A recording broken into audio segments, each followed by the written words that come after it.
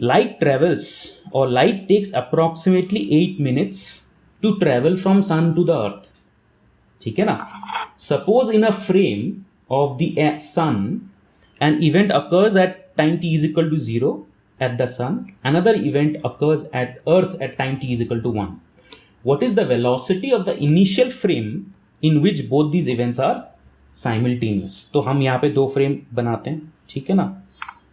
एक ये फ्रेम हो गया और मान लेते हैं दूसरा फ्रेम ये हो गया, ठीक है। ये मान लेते हैं जो ये फ्रेम है वो एस फ्रेम है और ये मान लेते हैं एस डैश। तो एस फ्रेम को हम सन के रेस्पेक्ट में मान लेते हैं, ये सन के रेस्पेक्ट में फ्रेम है, ठीक है ना। X y z, x dash y dash z dash, ठीक है। अब यहां पे कहा गया है कि light takes approximately 8 minutes light takes approximately 8 minutes to go from sun to earth. तो आपका जो यहाँ पे सन है, ठीक है, एक सन है यहाँ पे और यहाँ पे आपका अर्थ है, ठीक है। तो लाइट को आने में 8 मिनट लगते हैं। 8 मिनट लगने का मीनिंग क्या है? इसका मीनिंग ये है कि आपको डिस्टेंस दे दिया गया है, ये डिस्टेंस दे दिया गया है। डिस्टेंस क्या है? 8 minute into speed of light, जहाँ पे स्पीड ऑफ लाइट आप मिनट्स में लेते हो, ठीक है।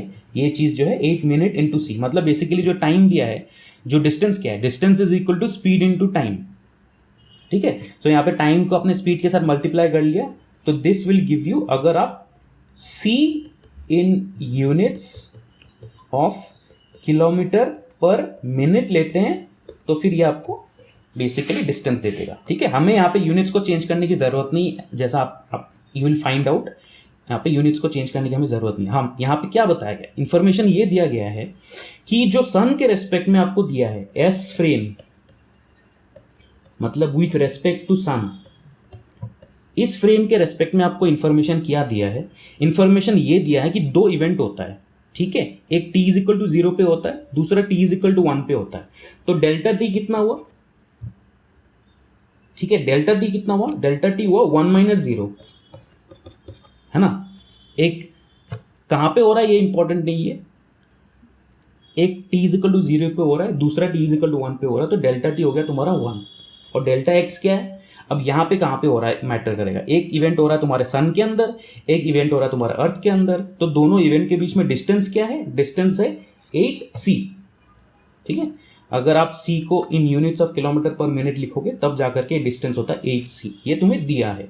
अब पूछा क्या है? पूछा है एस डैश फ्रेम के रेस्पेक्ट में velocity of inertial frame in which both these events are simultaneous.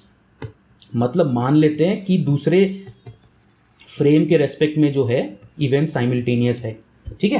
पहला, इससे पहले जो हमने क्वेश्चन किया था उसमें हमने एस फ्रेम में दोनों को साइमल्टेनियस माना था, ठीक है।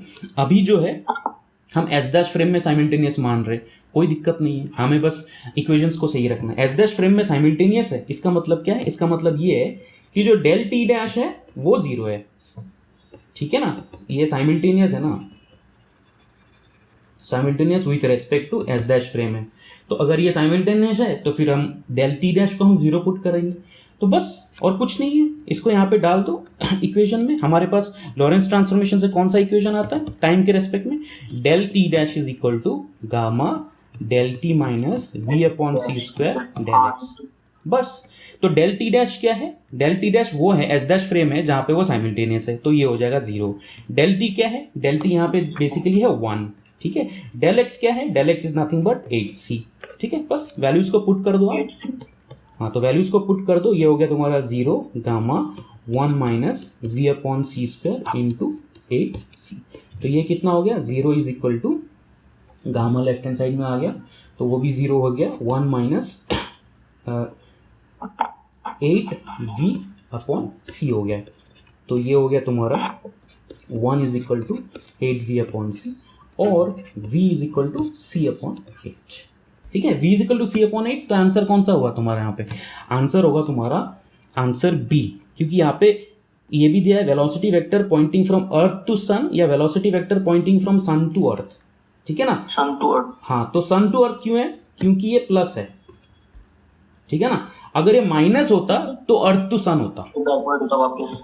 हाँ, अगर ये माइनस होता ना, नेगेटिव होता ना, तो फिर वो होता अर्थ टू सन, लेकिन क्योंकि ये पॉजिटिव है तो फिर ये सन टू अर्थ। यह ऑप्शन नंबर